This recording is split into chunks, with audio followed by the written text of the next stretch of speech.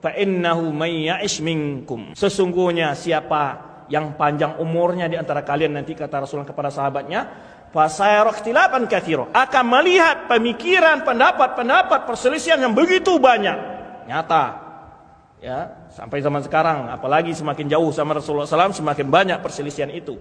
Lalu diberikan konsep untuk solusi perselisihan itu, bagaimana supaya tidak terjerumus ke dalam masalah itu, dalam perbuatan itu. Fa'alaikum bisunnati wa sunnati khulafaur rasyidin mahdiyyin ba'di. Pegang teguh sunnahku dan sunnah khulafaur rasyidin, untuk tidak terjauh ke dalam perselisihan, untuk menemukan pendapat yang kita berselisih dalamnya, solusinya kembali kepada pendapat para sahabat dan sunnah Rasulullah SAW. Lalu beliau sebutkan, wa iyyakum wa muhdatsatil umur. Hati-hati kalian dalam perkara-perkara yang baru dalam agama ini.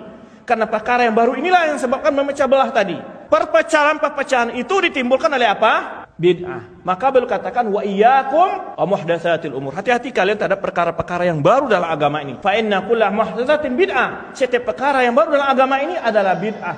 Wa kullu bid'atun dhalalah. Setiap bid'ah itu adalah sesat. Dalam riwayat lain, wa kullu dhalalatin finnar. Setiap yang sesat itu tempatnya di neraka. Ada orang mencoba pelintir, itu pesawat nggak ada di zaman Nabi, kan juga begitu ya. Kereta api, macam-macam dibuat contoh oleh dia, karena dia tidak mengerti apa definisi bid'ah. Membuat suatu ritual atau ajaran dalam agama.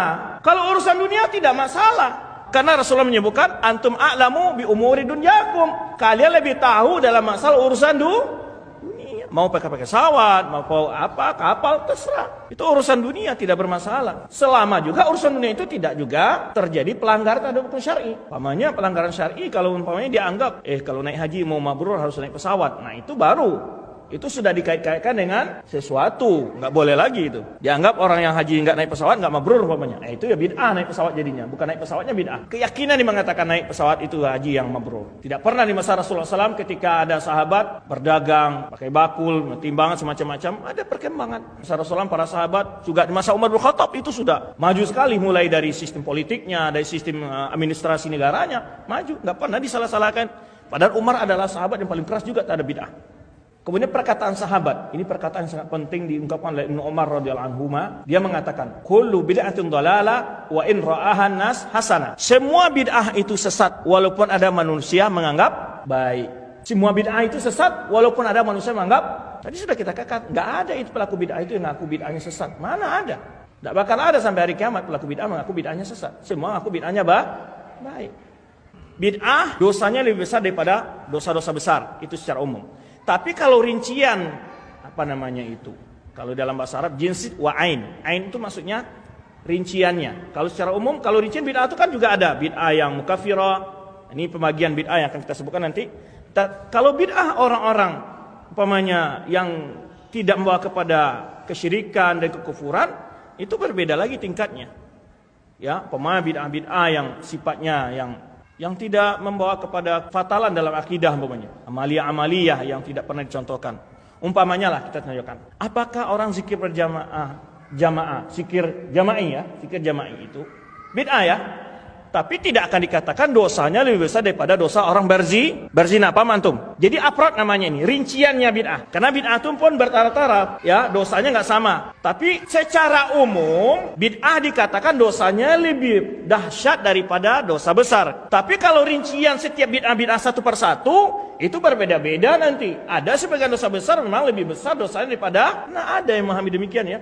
Lebih baik bertetangga dengan babi dan kera katanya, dari bertetangga dengan sururiyin katanya, kan gitu ada lah. Ada ajarannya, sebarkan kemana-mana oleh mereka. Padahal mereka tidak tahu apa bid'ah yang dimaksud oleh ulama mengatakan demikian. Bukan pelaku bid'ah yang amaliyah yang tidak mengeluarkan dari Islam. Makanya kalau kita ngambil secara umum yang tidak belajar kepada ulama, dia menafsirkan perkataan. Itu yang maksud ulama adalah bid'ah yang jahmiyah, bid'ah yang bid'ahnya fatal. Ya dikatakan daripada bertetangga dengan bid'ah, lebih baik bertetangga dengan babi dan itu beda lagi. Kenapa bid'ah itu lebih dahsyat? Karena orang yang melakukannya menganggap bid'ah itu tak ketaatan. Sedangkan kalau dosa besar itu apa?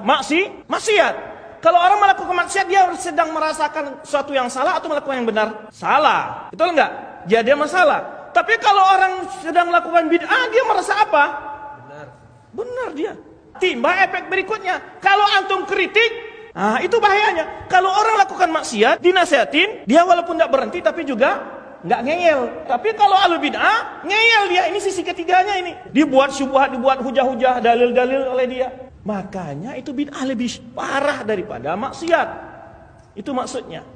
Karena pelaku maksiat, dia sadar sedang melakukan sebuah dosa. Sedangkan pelaku bid'ah, dia sedang melakukan apa menurut dia? Ibadah. Kalau antum cegah dia anggap melarang orang melakukan ibadah antum itu.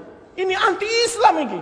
Jadi pelakunya itu, sisi kedukutnya adalah pelakunya itu sulit untuk diberi nasihat dan sulit untuk bertobat dari bid'ahnya. Mana mungkin orang merasa benar mau ngaku salah, nggak mungkin. Tapi kalau pelaku maksiat, gimana dia? Setelah menyelesai melakukan itu, dia malah khawatir ya, menyesal, takut datang azab Allah, macam-macam. Dia terus dihantui oleh dosa itu. Tapi kalau orang melakukan bid'ah, candu dia, malam besok apalagi jadwalnya ini ya. Tunggu-tunggu sama dia. Maka oleh sebab itu, Sufyan bin Uyainah mengatakan bid'ah itu lebih disenangi oleh iblis daripada maksiat. Kenapa? Karena bid'ah la yutabu minha. Karena pelaku bid'ah sulit untuk bertobat, senantiasa melakukan kesesatan itu. Sedangkan pelaku maksiat sangat mudah bertobatnya. Ini kelihatan sisinya oleh antum. Kenapa bid'ah itu dianggap lebih dahsyat daripada maksiat? Kata beliau, bid'ah itu menambah agama. Menambah itu lebih besar kesalahan daripada mengurangi. Karena kita beramal itu sesuai kemampuan kita. Sekarang tidak diperintahkan, malah dilakukan. Salah enggak itu? Allah saja membebani perintah-perintahnya kepada kita. La yukallifullahu nafsan illa wus'aha. Dalam Rasulullah menyebutkan dalam hadisnya, ma'amartukum bihi fa'tu minhu mastata'tum. Lakukan perintah yang aku perintahkan itu sesuai kemampuan kalian. Nah kalau nggak mampu kita kan nggak dibebani. Kan kurang kita itu. Tapi kita dicela karena memang itu kematasan kita.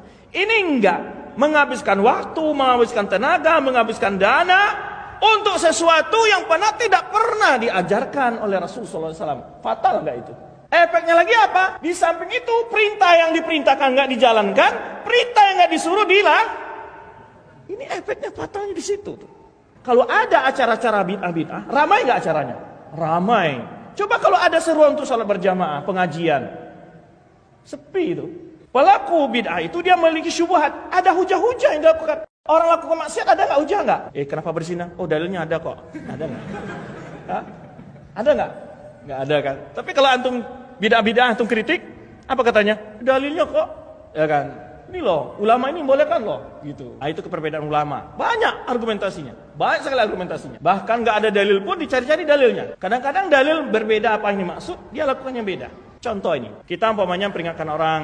Kalau ziarah kubur itu nggak boleh minta-minta ke kuburan, nggak boleh duduk makan di kuburan, baca Quran macam-macam di kuburan, nggak boleh. Ini anti ziarah kubur ini. Rasulullah SAW menyunahkan ziarah kubur. Dalilnya apa? Rasulullah SAW mengatakan, belum dulu saya melarang kalian ziarah kubur, sekarang ziarahilah kubur. Ini dalilnya. Antum bisa jawab. Ini kan dalil ziarah kubur, Mas, bukan dalil tentang minta-minta ke kuburan, ngalap berkah di kuburan. Mana dalilnya? Paham antum? Itu syubhatnya di situ.